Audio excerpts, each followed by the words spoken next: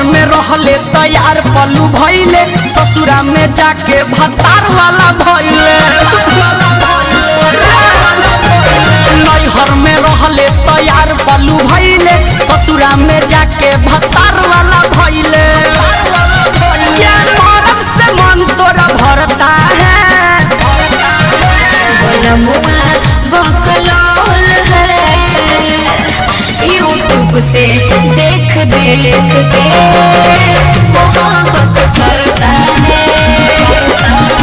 बलमुआ बकलोल है यूट्यूब से देख देख के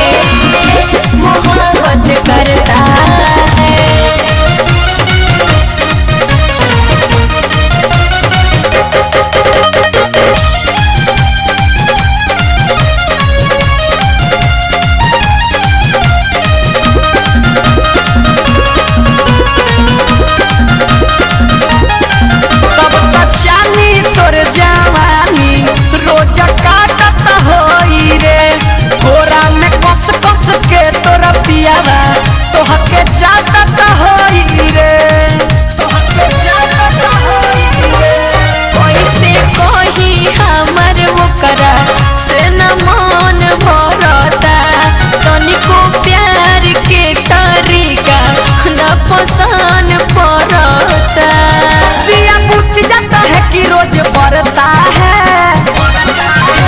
बलमुआ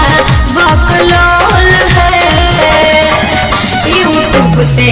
देख देख के मोहब्बत करता है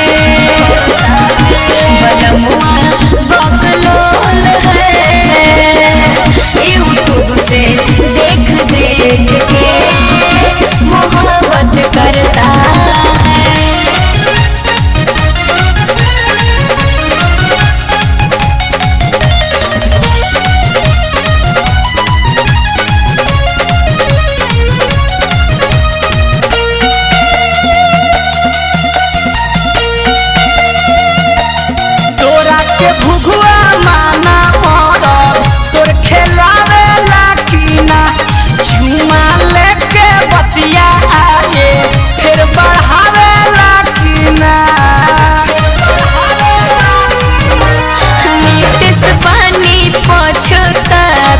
साचो तोहके छोड़ के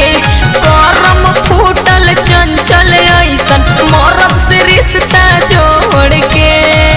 बोल कहाँ कहाँ तुमको पकड़ता है बलमुआ बकलोल है यूट्यूब से देख देख के मोहब्बत करता है बलमुआ बकलोल है यूट्यूब से देख देख के मोहब्बत करता है। नैहर में रहले तैयार पलू भइले ससुरा में जाके भतार वाला भइले